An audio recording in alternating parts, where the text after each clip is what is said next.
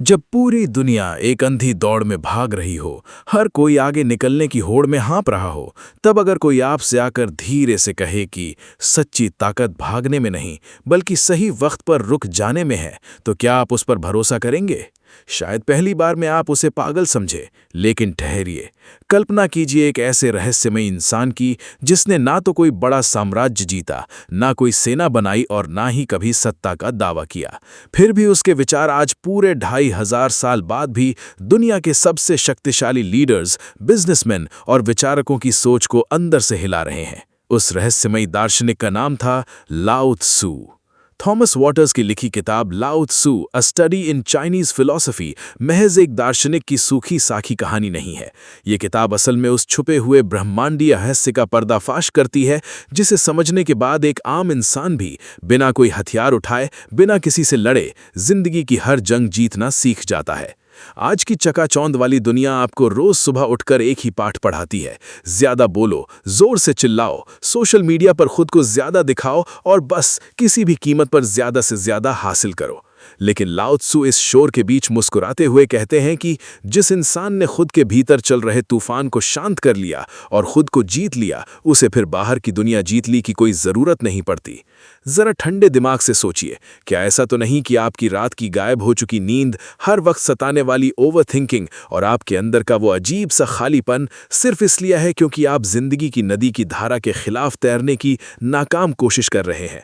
आप जबरदस्ती लाइफ को उस दिशा में धक्का दे रहे हैं जहां उसे जाना ही नहीं है। इस वीडियो में हम लाओ त्सु के उन गहरे राजों को खोलेंगे जिन्हें सुनकर आधुनिक विज्ञान भी हैरान है। हम जानेंगे कि क्यों लाओ त्सु ने पानी को दुनिया की सबसे नम्र लेकिन सबसे विनाशकारी और शक्तिशाली चीज बताया था। हम उस चमत्कारी कॉन्सेप्ट को समझेंगे जिसे चीनी दर्शन में वू वे यानी कुछ ना करके भी सब कुछ कर जाना कहा जाता है। ये एक ऐसी प्राचीन फिलॉसफी है जो आपकी सोच, आपके बिखरते रिश्ते, आपकी सफलता की परिभाषा और आपके मन की शांति को पूरी तरह से रिबूट कर देगी। लेकिन एक छोटी सी चेतावनी, इस किताब और लाओ त्सु के विचारों में एक ऐसी कड़वी सच्चाई है जो आपकी सालों पुरानी कंडीशनिंग, आपके ईगो और समाज के बनाए गए झूठे नियमों की दीवारों को पूरी तरह से ढा सकती है। ये सफर हर किसी के बस का नहीं है, क्योंकि सच हमेशा थोड़ा डरावना होता है। तो इस वीडियो को बिना स्किप किए अंत तक जरूर देखिएगा, क्योंकि बहुत मुमकिन है कि जिस सुकून और जिन सवालों के जवाब आप सालों से मोटी मोटी मोटिवेशनल किताबों और बाहर की दुनिया में खोज रहे थे, उसे लाओ त्सु हजारों साल पहले एक छोटे से शांत कोने में बैठकर पहले ही लिख चुके हों। चलिए इस रहस्यमय यात्रा की शुरुआत करते हैं थिंक रूट्स के साथ। अध्याय 1, लाओ त्सु का जीवन और उनके रहस्यों का सफर। क्या आपने कभी किसी ऐसे इंसान के बारे में सुना है जिसके जन्म की कहानी ही एक पहेली बन गई हो? इतिहास की किताबों में एक ऐसा नाम दर्ज है जिसे पूरी दुनिया लाओ त्सु के नाम से जानती है। इस नाम का सीधा सा और बड़ा ही दिलचस्प मतलब है एक बूढ़ा गुरु या फिर एक ऐसा बच्चा जो जन्म से ही बूढ़ा था। सुनने में ये थोड़ा अजीब और जादुई लग सकता है, लेकिन इस रहस्यमयी संत की कहानी कुछ ऐसी ही है। लेखक अपनी किताब के पहले अध्याय में हमें इसी महान चीनी विचारक की जिंदगी के सफर पर ले जाने की कोशिश करते हैं। वे कहते हैं कि लाओ त्सु के बारे में कोई पक्की या ठोस जानकारी मिलना आज के समय में बहुत मुश्किल है। उनकी जिंदगी की हकीकत कहानियों, किस्सों और लोक कथाओं के पीछे कहीं छिप गई है, जिसे ढूंढ पाना आसान नहीं है। इस धुंध को साफ करने के लिए लेखक चीन के सबसे बड़े और पुराने इतिहासकार सिमा यान के लिखे हुए पन्नों को खंगालते हैं। सिमा यान के दस्तावेजों के मुताबिक इस महान संत का असली नाम ली एर था।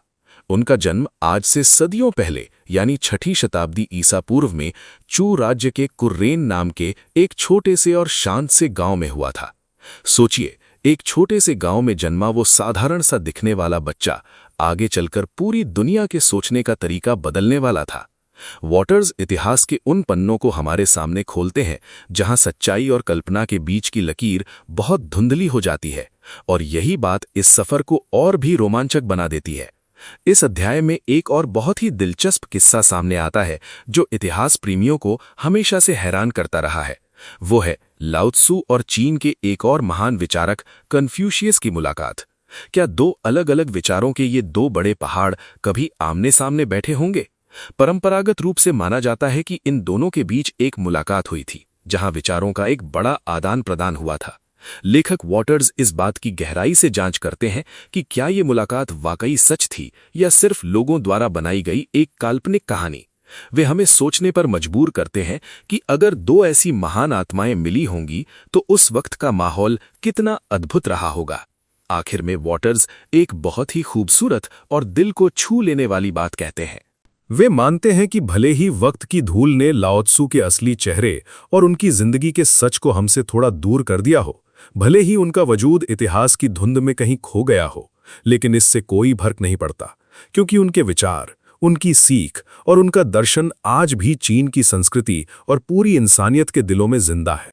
उनका प्रभाव कोई ऐसी चीज नहीं है जिसे मिटाया जा सके। वो तो एक ऐसी अमिट छाप है जो सदियों बाद आज भी हमें शांति और सादगी से जीने का रास्ता दिखाती है। अध्याय 2, ताओ ते चिंग ग्रंथ का स्वरूप एवं रचना।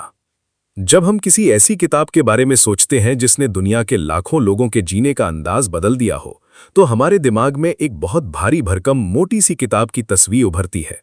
लेकिन ताओ ते चिंग के मामले में ऐसा बिल्कुल नहीं है। लेखक अपने दूसरे अध्याय में इस रहस्यमयी ग्रंथ की बनावट को लेकर एक बहुत ही दिलचस्प खुलासा करते हैं। वे बताते हैं कि ये महान ग्रंथ कोई बहुत विशालकाय पोथा नहीं है, बल्कि ये सिर्फ और सिर्फ 5000 चीनी अक्षरों में सिमटा हुआ एक छोटा सा संसार है। सोचिए, इतने कम शब्दों में ब्रह्मांड के सबसे गहरे सच को लिख देना किसी जादू से कम नहीं है। वॉटर्स हमें समझाते हैं कि इस छोटी सी किताब को 2 मुख्य हिस्सों में बांटा गया है। इसका पहला हिस्सा है ताओ चिंग, जो हमें ताओ यानी उस परम सत्य या जीवन के सही मार्ग के बारे में बताता है जिसे समझकर इंसान हर मुश्किल से पार पा सकता है। वहीं इसका दूसरा हिस्सा है ते चिंग, जो ते यानी हमारे भीतर के सद्गुणों, हमारी आत्मिक शक्ति और अच्छाई की बात करता है। एक हिस्सा अगर रास्ता दिखाता है तो दूसरा हिस्सा हमें उस रास्ते पर चलने की ताकत देता है। लेकिन जैसे जैसे हम इस किताब की गहराइयों में उतरते हैं, इसकी कहानी और भी मजेदार होती जाती है। वॉटर्स अपनी रिसर्च में ये साफ करते हैं कि ताओ ते चिंग का कोई एक तय रूप नहीं है, बल्कि वक्त के साथ इसके कई अलग अलग रूप या पाठ सामने आए हैं। इतिहास की परतों में छिपी इस किताब को लेकर विद्वानों के बीच हमेशा से एक मीठी बहस चलती आई है। कोई कहता है कि इसे लाओ त्सु ने एक ही बैठक में लिखा था, तो किसी का मानना है कि इसे सदियों में अलग अलग विचारकों ने मिलकर पूरा किया। इसकी रचना कब हुई, इस तारीख को लेकर भी विद्वानों के अपने अपने मत हैं। ये बात इस ग्रंथ को किसी पुरानी जासूसी कहानी की तरह रोमांचक बना देती है, जहां हर कोई अपने तरीके से सच की खोज कर रहा है। इस ग्रंथ की सबसे बड़ी खूबसूरती और सबसे बड़ी चुनौती है इसकी भाषा। वॉटर्स बहुत ही खूबसूरती से बयां करते हैं कि ताओ ते चिंग को किसी सीधे साधे गद्य या पैराग्राफ में नहीं, बल्कि एक बेहद जादुई और काव्यात्मक शैली में लिखा गया है। इसकी भाषा रहस्यमयी है। ये जो कहती है उसका मतलब अक्सर उससे कहीं गहरा होता है जो हमें पहली नज़र में दिखाई देता है। यही वजह है कि जब पश्चिमी देशों के विद्वानों ने इसका अपनी भाषाओं में अनुवाद करने की कोशिश की तो उनके पसीने छूट गए। वॉटर्स यहाँ किसी की तरफदारी नहीं करते, बल्कि वे बहुत ही ईमानदारी से उन विदेशी अनुवादकों की तारीफ भी करते हैं जिन्होंने इस मुश्किल काम को हाथ में लिया, और साथ ही उनकी उन सीमाओं को भी रेखांकित करते हैं जहां वे इस ग्रंथ की मूल आत्मा को पकड़ने में चूक गए। ये अध्याय हमें सिखाता है कि कुछ किताबें सिर्फ पढ़ने के लिए नहीं, बल्कि महसूस करने के लिए होती हैं। अध्याय 3, ताओ की अवधारणा, परम सत्य की खोज। क्या आपने कभी सोचा है कि इस पूरी सृष्टि को चलाने वाली वो कौन सी छिपी हुई शक्ति है जो नदियों को बहना सिखाती है और चुपके से बीजों को एक विशाल पेड़ में बदल देती है? चीनी दार्शनिक लाओ त्सु के गहरे विचारों को दुनिया के सामने लाने वाले लेखक हमें एक ऐसे ही गहरे सफर पर ले जाते हैं जहां हमारा सामना होता है ताओ से। अगर हम ताओ शब्द का सीधा और सरल मतलब निकालें तो इसका अर्थ होता है मार्ग यानी रास्ता। लेकिन लाओ त्सु की सोच में ये सिर्फ कोई चलने वाला रास्ता नहीं है, ये तो उस परम सत्य, उस अविनाशी ताकत और ब्रह्मांड के उस शुरुआती स्रोत का नाम है जिससे हम सब जुड़े हुए हैं। ये एक ऐसी अदृश्य डोर है जो पूरी दुनिया को एक खूबसूरत संतुलन में बांध कर रखती है। लेखक बहुत ही खूबसूरती से एक बड़ी पहेली हमारे सामने रखते हैं। वो कहते हैं कि ताओ को कभी भी शब्दों के पिंजरे में बंद नहीं किया जा सकता। जैसे ही हम इसे कोई नाम देने की कोशिश करते हैं, इसकी असीमित गहराई कहीं खो जाती है। ये बिल्कुल वैसा ही है जैसे आप किसी गहरी शांति या बेइंतहा खुशी को शब्दों में बयान नहीं कर पाते, बस उसे महसूस कर सकते हैं। ताओ अनंत है जिसका ना कोई आदि है और ना कोई अंत। ये वो खालीपन है जो हर चीज को अपने भीतर समेटे हुए है, और वो मौन है जिसमें ब्रह्मांड के सारे संगीत छिपे हुए हैं। इस बात को और अच्छे से समझाने के लिए वॉटर्स दुनिया के दूसरे दर्शनों का सहारा लेते हैं। वे इसकी तुलना यूनानी सभ्यता की लोगोस यानी परम बुद्धि की अवधारणा से करते हैं और हमारे अपने भारतीय दर्शन के ब्रह्म से भी जोड़ते हैं। जैसे उपनिषदों में ब्रह्म को पूरे संसार का मूल आधार माना जाता है, वैसे ही चीन में ताओ को सब कुछ रचने वाला माना जाता है। लेकिन वॉटर्स यहाँ एक बारीक फर्क भी समझाते हैं। ताओ कोई ऐसा भगवान नहीं है जो आसमान में बैठकर हम पर हुक्म चलाता है या हमारी गलतियों की सजा देता है। ताओ तो प्रकृति का अपना एक सहज नियम है जो बिना किसी दिखावे या शोर शराबे के अपना काम करता रहता है। इस पूरे अध्याय की सबसे प्यारी और दिल को छू लेने वाली बात यही है कि वॉटर्स ताओ को सिर्फ किताबों में बंद रहने वाला कोई दार्शनिक विचार नहीं रहने देते, वे इसे हमारे रोजमर्रा के जीवन से जोड़ देते हैं। ताओ दरअसल जीने का एक बेहद खूबसूरत और सरल तरीका है। यह हमें सिखाता है कि जीवन की नदी में तैरने के लिए पानी के बहाव से लड़ने की जरूरत नहीं है, बल्कि उसके साथ बहना सीखना होगा। जब हम अपनी इच्छाओं और अहंकार को छोड़कर इस कुदरती रास्ते पर चलने लगते हैं, तो हमारे भीतर एक अनोखा नैतिक आदर्श और असीम शांति जन्म लेती है। यही ताओ का असली जादू है, जो हमें खुद से और इस पूरी कायनात से प्यार करना सिखाता है। अध्याय 4 ते, सद्गुण और आंतरिक शक्ति। कल्पना कीजिए एक बहती हुई नदी की। नदी को बहने के लिए किसी ट्रेनिंग की जरूरत नहीं होती, ना ही उसे किसी किताब को पढ़कर यह सीखना पड़ता है कि पत्थरों के बीच से रास्ता कैसे बनाना है। वो बस बहती है क्योंकि बहना उसका स्वभाव है। लेखक अपने इस चौथे अध्याय में हमें ताओवाद के एक बेहद खूबसूरत और जादुई शब्द से मिलवाते हैं, जिसे ते कहा जाता है। आम भाषा में लोग इसका मतलब सिर्फ अच्छे संस्कार या नैतिकता निकाल लेते हैं, लेकिन वॉटर्स हमें समझाते हैं कि ते का असली मतलब इससे कहीं ज्यादा गहरा है। ये आपके भीतर छिपी वो प्राकृतिक ताकत है जो आपको बिना किसी दिखावे या बनावट के बिल्कुल सहज रूप से जीना सिखाती है। ये आपके भीतर का वो अनोखा स्वभाव है जो आपको बिल्कुल आप बनाता है। जब हम बचपन में होते हैं तो हम बहुत सच्चे होते हैं, हमें जो महसूस होता है हम वही करते हैं। लेकिन जैसे जैसे हम बड़े होते हैं, समाज हमें नियमों के एक पिंजरे में बंद कर देता है। महान दार्शनिक लाओ त्सु का मानना था कि सच्चा इंसान वो नहीं है जो समाज के डर से या तारीफ पाने के लिए अच्छे काम करता है। असली सद्गुण या ते तो वो है जो आपके भीतर से अपने आप फूटता है।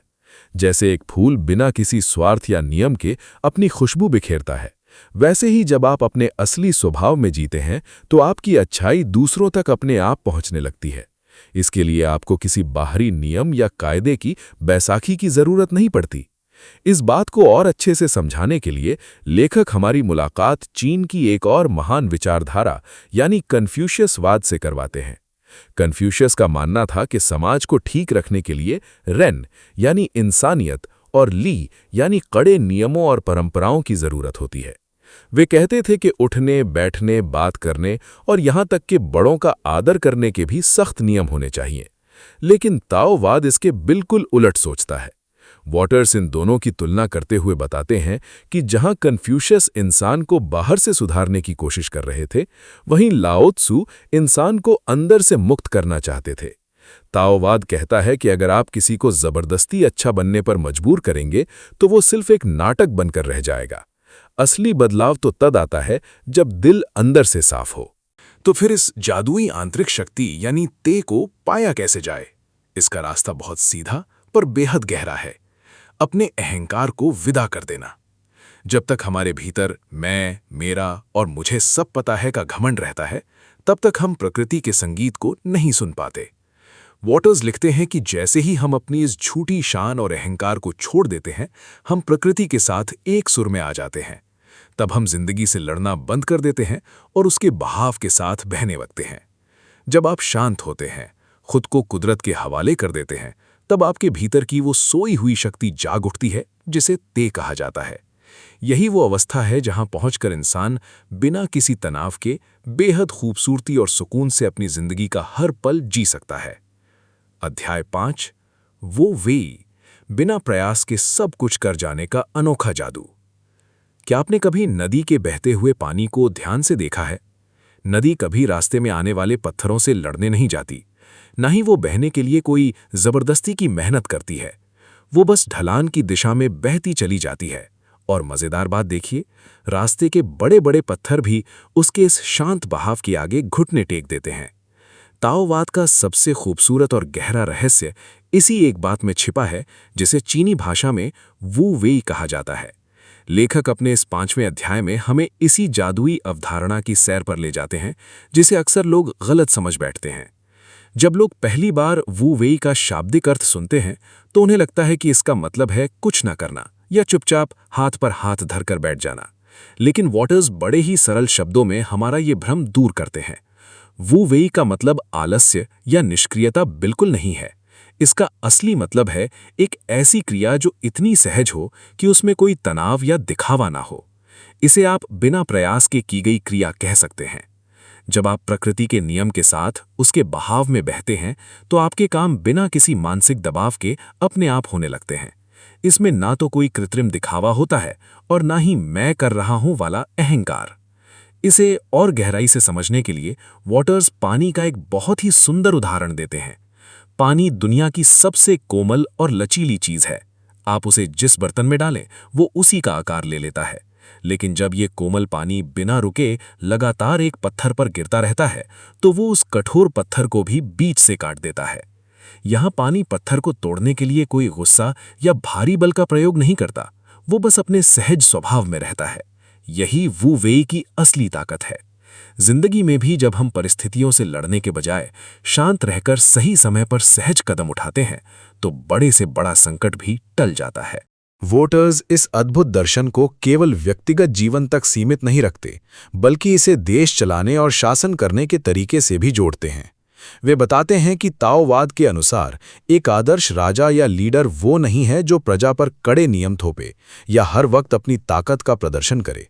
इसके विपरीत सबसे बेहतरीन शासक वो होता है जो बैकग्राउंड में काम करता है। वो जनता के जीवन में कम से कम दखल देता है, लेकिन व्यवस्था ऐसी बनाता है कि सब कुछ अपने आप सुचारू रूप से चलता रहे। जब लोगों को ये महसूस ही नहीं होता कि उन पर शासन किया जा रहा है, तब वे सबसे ज्यादा खुश और स्वतंत्र महसूस करते हैं। आखिर में ये अध्याय हमें अपनी आध्यात्मिक साधना और रोजमर्रा की जिंदगी को जीने का एक नया नजरिया देता है। हम अक्सर हर चीज को अपने नियंत्रण में रखने की कोशिश करते हैं, जिससे तनाव और थकान पैदा होती है। वो हमें सिखाता है कि जिंदगी को जरूरत से ज्यादा कसकर पकड़ने की जरूरत नहीं है। अपनी मुट्ठी को थोड़ा ढीला छोड़िए, जिंदगी के इस खूबसूरत प्रवाह पर भरोसा कीजिए और बिना किसी अहंकार के अपना कर्म करते चलिए। जब आप प्रकृति के इस संगीत के साथ तालमेल बिठा लेते हैं तो जिंदगी का हर मुश्किल काम बेहद आसान और आनंददायक बन जाता है। आपको क्या लगता है, क्या हम आज के इस भाग दौड़ भरी जिंदगी में वोवे को अपनाकर थोड़ा सुकून पा सकते हैं? अध्याय 6, लाओ त्ज़ू और कन्फ्यूशियस, दो विरोधी धाराएं।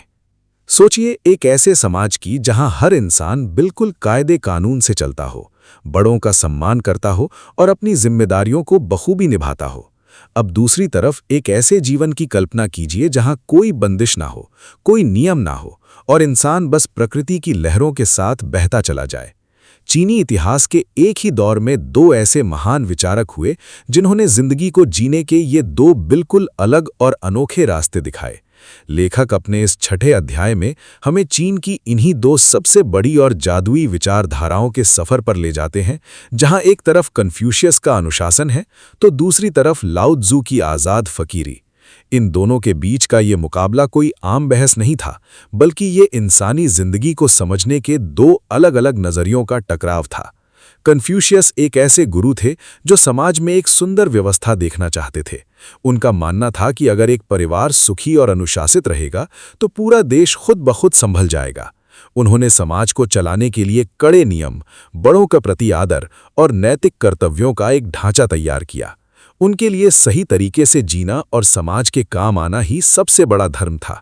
लेकिन जब लाओ त्ज़ू ने इस व्यवस्था को देखा तो उन्हें लगा कि इंसान इन नियमों के पिंजरे में कैद होकर अपनी असली मासूमियत खो रहा है। लाओ त्ज़े का कहना था कि ये सारे नियम, कानून और सामाजिक बंदिशें असल में इंसान को उस परम सत्य यानी ताओ से दूर ले जाती हैं। वे कहते थे कि सीधे सरल बनो और प्रकृति के साथ तालमेल बिठाकर जियो, ना कि समाज के बनाए बनावटी नियमों के बोझ तले दबो। इस वैचारिक मतभेद ने चीन के इतिहास और वहां की राजनीति को एक नया मोड़ दिया, जहां राजा महाराजाओं और सरकारों को कन्फ्यूशियस की बातें बड़ी पसंद आईं, क्योंकि इससे जनता को अनुशासन में रखना आसान था। वहीं कलाकारों, कवियों और अपनी अंतरात्मा के सुनने वाले लोगों को लाओ त्से के विचारों में एक अनोखा सुकून मिला। वॉटर्स बहुत ही खूबसूरती से समझाते हैं कि इन दोनों विरोधी धाराओं ने मिलकर चीनी सभ्यता को पूरा किया। कन्फ्यूशियसवाद ने चीन को एक मजबूत समाज, कानून और शासन व्यवस्था दी, तो दूसरी तरफ ताओवाद ने इंसान के भीतर की दुनिया, उसकी कला, कविता और अध्यात्म को सींचा। ये अध्याय हमें सिखाता है कि जीवन में बाहरी अनुशासन जितना जरूरी है, भीतर की शांति और आज़ादी भी उतनी ही अनमोल है। अध्याय 7, ताओवादी सौंदर्य शास्त्र और प्रकृति प्रेम। कल्पना कीजिए कि आप एक ऊंचे पहाड़ पर खड़े हैं। चारों तरफ गहरी खामोशी है, बादलों की सफेद चादर बिछी है और हवा में गजब का सुकून है। इस विशाल प्रकृति के सामने आपको अचानक महसूस होता है कि आप कितने छोटे हैं, लेकिन फिर भी आप इस ब्रह्मांड का एक बेहद खूबसूरत हिस्सा हैं। चीनी दर्शन ताओवाद का पूरा सार बस इसी एक एहसास में छुपा है। लेखक अपने 7वें अध्याय में हमें इसी जादुई और शांत दुनिया के सफर पर ले जाते हैं, जहां वे ताओवाद के उस रूप को सामने रखते हैं जिसने चीन की पूरी कला और संस्कृति को हमेशा के लिए बदल दिया। वॉटर्स हमें बताते हैं कि ताओवाद सिर्फ किताबों में लिखी कोई सूखी या उबाऊ फिलॉसफी नहीं है। ये तो जीने का, कला को महसूस करने का और प्रकृति से दिल लगाने का एक बेहद खूबसूरत जरिया है। लाओ त्से पे इन विचारों ने सदियों से चीन के कवियों, चित्रकारों, संगीतकारों और वास्तुकला बनाने वालों के दिलों को गहराई से छुआ है। ताओवादी सौंदर्य शास्त्र का मानना है कि असली खूबसूरती तड़क भड़क या दिखावे में नहीं, बल्कि शून्यता, सादगी और जैसी प्रकृति है उसे उसी रूप में अपनाने में है। जैसे खाली कमरा ही काम का होता है क्योंकि उसमें रहने की जगह होती है, वैसे ही जीवन और कला में शून्यता का बहुत बड़ा महत्व है। जब हम पुरानी चीनी परिदृश्य चित्रकला यानी लैंडस्केप पेंटिंग्स को देखते हैं तो ताओवाद का ये प्रभाव साफ नजर आता है।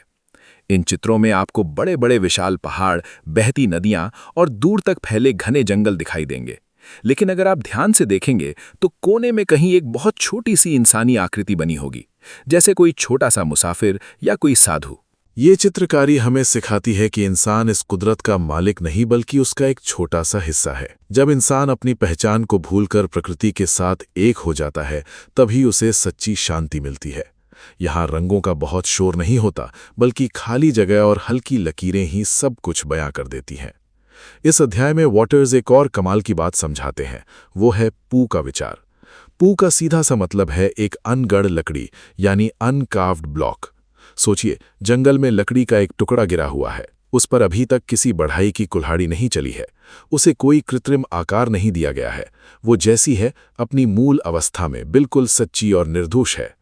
ताओवादी मानते हैं कि इंसान का दिल भी बचपन में इसी अनगढ़ लकड़ी की तरह मासूम और पवित्र होता है, लेकिन दुनिया के नियम, दिखावा और लालच उसे तराशने के बहाने उसकी असलियत को छीन लेते हैं। ताओवाद हमें वापस उसी मासूमियत और सादगी की तरफ लौटने का रास्ता दिखाता है। लेखक ने इस पूरे अध्याय को सिर्फ एक इतिहासकार की तरह नहीं लिखा है, बल्कि उन्होंने इसे एक दिल से महसूस करने वाले लेखक की तरह पिरोया है। उनकी बातें पढ़ते हुए ऐसा लगता है जैसे हम खुद उस दौर की चीनी कला को जी रहे हों। ये अध्याय हमें रुककर सोचने पर मजबूर करता है कि आज की भाग दौड़ भरी जिंदगी में हम प्रकृति से कितने दूर हो गए हैं। ये हमें याद दिलाता है कि कभी कभी ठहर जाना, सादगी को गले लगाना और कुदरत की गोद में कुछ पल बिताना ही आत्मा को सुकून देने का सबसे सच्चा तरीका है। अध्याय 8, ताओवादी राजनीति और आदर्श शासन। जब हम राजनीति या सरकार जैसे शब्द सुनते हैं तो हमारे दिमाग में तुरंत बड़े बड़े नियम, कानून, अदालतें और पुलिस की तस्वीरें उभरने लगती हैं। हमें लगता है कि एक मजबूत शासन वही है जो हर चीज पर पैनी नजर रखे। लेकिन आज से हजारों साल पहले लाओ त्सु ने एक ऐसी बात कही थी जो आज के आधुनिक दौर में भी हमें हैरान कर देती है। थॉमस वॉटर्स अपनी किताब के 8वें अध्याय में लाओ त्सु के इसी अनोखे राजनीतिक दर्शन की परतों को खोलते हैं और हमें एक ऐसी दुनिया की सैर पर ले जाते हैं जहां शासन तो है लेकिन उसका कोई बोझ नहीं है। लाओ त्सु का मानना था कि सबसे बेहतरीन सरकार वो होती है जो लोगों की जिंदगी में कम से कम दखल देती है। एक आदर्श राजा या सरकार वो है जो इतने चुपचाप और सहजता से काम करे कि आम जनता को ये एहसास ही ना हो कि उन पर कोई शासन किया जा रहा है। जब देश में सब कुछ शांति से चलता रहता है तो लोग सोचते हैं कि ये सब तो उनकी खुद की वजह से हो रहा है।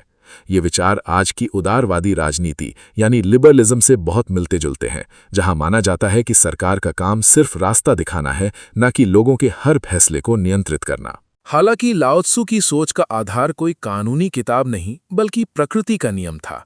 वॉटर्स ताओ ते चिंग के पन्नों को पलटते हुए समझाते हैं कि लाओ त्सु ने शासकों, युद्धों और समाज को किस नजरिए से देखा। लाओ त्सु का कहना था कि जब एक राजा अपनी ताकत दिखाने के लिए भारी भरकम नियम और कड़े दंड बनाता है तो वो असल में समाज में अपराध को बढ़ावा देता है। इसे हम ऐसे समझ सकते हैं कि जैसे किसी बच्चे पर जितनी ज्यादा पाबंदियां लगाई जाती हैं वो उतना ही विद्रोही होने लगता है। लाओ त्सु इंसानों की बनावटी व्यवस्था से कहीं ज्यादा उनकी स्वाभाविक अच्छाई और नैतिकता पर भरोसा करते थे। उनका मानना था कि अगर इंसान को प्रकृति के करीब छोड़ दिया जाए तो वो अपने आप ही सही और गलत का अंतर समझ जाएगा। इस अध्याय में वॉटर्स ने एक और बेहद महत्वपूर्ण बात की ओर हमारा ध्यान खींचा है। लाओ त्सु ने ये बातें किसी बंद कमरे में बैठकर यूं ही नहीं लिख दी थीं। उस समय का चीन गृह युद्ध, हिंसा और राजनीतिक उथल-पुथल से जूझ रहा था। चारों तरफ सत्ता की भूख और अशांति का माहौल था। ऐसे दौर में लाओ त्सु का ये दर्शन एक ठंडी हवा के झोंके की तरह था, जो समाज को ये सिखा रहा था कि हथियारों और जबरदस्ती से कभी शांति नहीं आ सकती। आज सदियों बाद भी जब हम अपने आसपास की दुनिया को देखते हैं तो लाओ त्सु की ये बातें हमें सोचने पर मजबूर करती हैं कि असली तरक्की इंसानों को बांधने में नहीं बल्कि उन्हें स्वतंत्र और सहज रहने देने में है। अध्याय 9, ताओवाद और बौद्ध धर्म, एक अनोखा मिलन।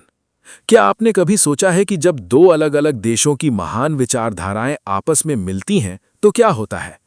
लेखक अपने इस 9वें अध्याय में हमें एक बेहद खूबसूरत और दिलचस्प सफर पर ले जाते हैं, जहां भारत का बौद्ध धर्म और चीन का ताओवाद एक दूसरे के आमने सामने आते हैं। ये केवल दो धर्मों की तुलना नहीं है, बल्कि ये दो संस्कृतियों के गले मिलने की एक जादुई कहानी है। जब बौद्ध धर्म पहली बार भारत की सीमाओं को पार करके चीन की धरती पर पहुंचा, तो वहां के लोगों के लिए इसके गहरे दार्शनिक विचारों को समझना इतना आसान नहीं था। भाषा अलग थी, संस्कृति अलग थी और सोचने का तरीका भी नया था। ऐसे में चीन के विद्वानों ने एक बहुत ही समझदारी भरा रास्ता निकाला। उन्होंने बौद्ध धर्म को समझाने के लिए चीन के अपने पुराने और जाने माने दर्शन ताओवाद के शब्दों और कहानियों का सहारा लिया। इस अनोखी प्रक्रिया को इतिहास में गे यानी अर्थों का मिलान कहा गया। ये बिल्कुल वैसा ही था जैसे किसी विदेशी पकवान को हमारे अपने स्थानीय मसालों का तड़का लगाकर परोसा जाए ताकि सब उसे चाव से खा सकें। इस अध्याय में वॉटर्स दोनों धर्मों की गहराइयों में उतरकर कुछ ऐसे छिपे हुए मोतियों को बाहर निकालते हैं जिन्हें देखकर कोई भी हैरान रह जाए। वे बताते हैं कि ताओवाद जिस ताओ यानी उस अदृश्य परम शक्ति की बात करता है जो पूरी दुनिया को चलाती है, वो बौद्ध धर्म की शून्यता से कितनी मिलती जुलती है। यहाँ शून्यता का मतलब कोई खालीपन या उदासी नहीं है, बल्कि एक ऐसी अनंत संभावना है जहाँ से सब कुछ पैदा होता है। इसी तरह ताओवाद का एक बहुत ही सुंदर सिद्धांत है वू वेई, जिसका सीधा सा अर्थ है बिना किसी जबरदस्ती या तनाव के प्रकृति के बहाव के साथ शांति से बहना। वॉटर्स इसकी तुलना बौद्ध धर्म के अनात्म से करते हैं, जो हमें सिखाता है कि इस दुनिया में कुछ भी स्थायी नहीं है, यहाँ तक कि हमारा मैं या अहंकार भी नहीं है। जब हम इस बात को समझ लेते हैं तो जीवन की आधी मुश्किलें अपने आप आसान हो जाती हैं। इस पूरे अध्ययन में जो सबसे खूबसूरत बात उभर कर सामने आती है वो ये है कि दोनों ही रास्ते हमें बाहरी दिखावे से दूर ले जाते हैं। ना तो ताओवाद और ना ही बौद्ध धर्म इस बात पर जोर देता है कि आप बड़े बड़े कर्म कांड करें, भारी भरकम पूजा पाठ करें या समाज को दिखाने के लिए कोई ढोंग रचें। इसके उलट दोनों का पूरा ध्यान इंसान के आंतरिक अनुभव पर होता है। वे कहते हैं कि असली शांति, असली ज्ञान तो आपके भीतर छुपा है, बस आपको अपनी आंखें बंद करके उसे महसूस करने की जरूरत है। लेखक ने जिस खूबी और गहराई से इन दोनों रास्तों की तुलना की है, उससे उनकी महान विद्वता साफ झलकती है। अगर आप भी पूर्व के इस रहस्यमयी और गहरे दर्शन को बेहद सरल शब्दों में समझना चाहते हैं, तो ये अध्याय आपके दिल को छू लेगा और आपको जिंदगी को एक नए नजरिए से देखने की प्रेरणा देगा। अध्याय 10, लाओ त्सु की विरासत और आधुनिक प्रासंगिकता। समय का पहिया घूमता रहता है, सभ्यताएं आती हैं और चली जाती हैं, लेकिन कुछ विचार ऐसे होते हैं जो सदियों बाद भी उतने ही ताज़ा और जिंदा लगते हैं जितने वे अपनी पैदाइश के वक्त थे। महान चीनी दार्शनिक लाओ त्सु का दर्शन भी कुछ ऐसा ही है। इस अंतिम अध्याय में लेखक हमें लाओ त्सु के विचारों की उस लंबी और खूबसूरत यात्रा पर ले जाते हैं जिसने न केवल चीन को बदला बल्कि पूरी दुनिया के सोचने का अंदाजा ही बदल दिया। ये सिर्फ एक इतिहास की कहानी नहीं है, बल्कि ये एक आईना है जिसमें हम आज के भाग दौड़ भरे आधुनिक जीवन को देख सकते हैं और समझ सकते हैं कि आखिर हजारों साल पुराना ये दर्शन आज हमारे लिए इतना ज़रूरी क्यों हो गया है। लाओ त्सु ने जब अपने गहरे अनुभवों और विचारों को समेटा तो उन्होंने शायद ही सोचा होगा कि ये एक बहुत बड़े आंदोलन की शुरुआत थी। वॉटर्स इतिहास के पन्नों को पलटते हुए बताते हैं कि लाओ त्सु के बाद उनके विचारों के पौधे को विशाल पेड़ बनाने का काम चंत्सू जैसे महान विचारकों ने किया। इन दार्शनिकों ने लाओ त्सु की बातों को कहानियों, चुटकुलों और आसान उदाहरणों के जरिए आम लोगों तक पहुंचाया। वोटर्स हमें दिखाते हैं कि कैसे समय के साथ ये गहरा दर्शन सिर्फ किताबों तक सीमित नहीं रहा, बल्कि धीरे धीरे इसने एक धार्मिक ताओवाद का रूप ले लिया। इसमें पूजा पाठ, अनुष्ठान और अमरता की खोज जैसी बातें जुड़ गईं। इस तरह लाओ त्सु की बातें चीन की संस्कृति, कला, चिकित्सा और वहां के लोगों के जीने के तरीके में गहराई से समा गईं। दिलचस्प बात यह है कि लाओ त्सु के विचारों की ये रोशनी सिर्फ चीन की दीवारों तक ही कैद नहीं रही। 19वीं सदी के आते आते पश्चिमी दुनिया ने इस प्राचीन चीनी ज्ञान को एक नए सिरे से खोजा। जब यूरोप और अमेरिका के विद्वानों, लेखकों और वैज्ञानिकों ने लाओ त्सु की किताबों को पढ़ा तो वे हैरान रह गए। उस दौर में पश्चिम के लोग औद्योगिक क्रांति, मशीनों और मानसिक तनाव से जूझ रहे थे। ऐसे में लाओ त्सु की बातें उनके लिए मरुस्थल में ठंडी हवा के झोंके जैसी साबित हुईं। पश्चिमी जगत ने पाया कि जिन आध्यात्मिक और मानसिक उलझनों के जवाब वे अपने विज्ञान और दर्शन में ढूंढ रहे थे, वे सब बहुत पहले ही लाओ त्सु बेहद सादगी से कह चुके थे। आज जब हम 21वीं सदी के इस हाईटेक और मशीनी दौर में जी रहे हैं, तो लाओ त्सु की बातें हमें और भी ज्यादा अपनी ओर खींचती हैं। लेखक बड़े ही जोरदार ढंग से ये तर्क देते हैं कि आज का इंसान जितना ज्यादा भौतिक सुख सुविधाओं और गैजेट्स के पीछे भाग रहा है, उतना ही वो अंदर से खाली और अकेला होता जा रहा है। ऐसे में लाओ त्सु का ताओ यानी प्रकृति का शाश्वत नियम और वू वेई यानी बिना किसी जबरदस्ती या तनाव के सहज भाव से काम करना हमारे लिए एक संजीवनी बूटी की तरह है। जब हम हर वक्त हर चीज को काबू करने की कोशिश में थक जाते हैं, तब लाओ त्सु का दर्शन हमें सिखाता है कि पानी की तरह बहना सीखो, जो बिना किसी दिखावे के अपना रास्ता खुद बना लेता है और शांत रहता है। ये अध्याय हमें सिर्फ इतिहास की सूखी जानकारियां देकर नहीं छोड़ देता, बल्कि ये हमारे दिल को छू जाता है। यह हमें रुकने, गहरी सांस लेने और अपने भीतर झांकने की प्रेरणा देता है। वॉटर्स का ये लेखन हमें ये सोचने पर मजबूर करता है कि असली तरक्की बाहर की दुनिया को जीतने में नहीं, बल्कि खुद को जानने और प्रकृति के साथ तालमेल बिठाकर जीने में है। ये अध्याय हमें इस बात का एहसास कराता है कि लाओ त्सु के विचार कोई पुरानी और धूल खाई हुई दार्शनिक बातें नहीं हैं, बल्कि ये आज के दौर में शांति, सुकून और खुशहाल जिंदगी जीने का एक बेहद प्रैक्टिकल और खूबसूरत रास्ता है। लेखक की ये पुस्तक कई गहन और परस्पर जुड़े हुए विषयों की पड़ताल करती है। सर्वप्रथम ये पुस्तक ताओ की केंद्रीय अवधारणा, जो समस्त अस्तित्व का अव्यक्त स्रोत और नियामक शक्ति है, के विभिन्न आयामों को उद्घाटित करती है। दूसरा प्रमुख विषय है वू वेई अर्थात प्राकृतिक क्रिया का सिद्धांत, जो आधुनिक मनुष्य को अनावश्यक संघर्ष और कृत्रिम प्रयासों से मुक्त होकर जीने की राह दिखाता है। तीसरा महत्वपूर्ण विषय है शक्ति और विनम्रता का द्वंद्व। लाओ त्सु का ये विचार कि सच्ची शक्ति दुर्बलता जैसी दिखने वाली कोमलता, नम्रता और जल जैसी लचीलेपन में निहित है। चौथा विषय है व्यक्ति और समाज का संबंध। लाओ त्सु की ये मान्यता कि सामाजिक जटिलताएं और कृत्रिम नैतिक नियम मनुष्य को उसके मूल स्वभाव से दूर ले जाते हैं। पांचवा और शायद सबसे गहरा विषय है भाषा और सत्य का संबंध। लाओ त्सु का वो प्रसिद्ध कथन कि जो ताओ कहा जा सके वो शाश्वत ताओ नहीं है। वॉटर्स की ये पुस्तक इन सभी विषयों को न केवल विद्वत्तापूर्ण ढंग से प्रस्तुत करती है, बल्कि उन्हें आधुनिक पाठक के लिए बोधगम्य और जीवंत भी बनाती है। संक्षेप में ये पुस्तक पश्चिमी पाठकों के लिए चीनी ताओवादी विचार परंपरा का एक अमूल्य परिचय है और ये आज भी उतनी ही प्रासंगिक और मूल्यवान है जितनी अपने प्रकाशन के समय थी। उम्मीद है कि आपको ये वीडियो पसंद आया होगा। अगर आपको पसंद आया है तो फिर कमेंट सेक्शन में कमेंट जरूर लिखें और चैनल को सब्सक्राइब जरूर कीजिए।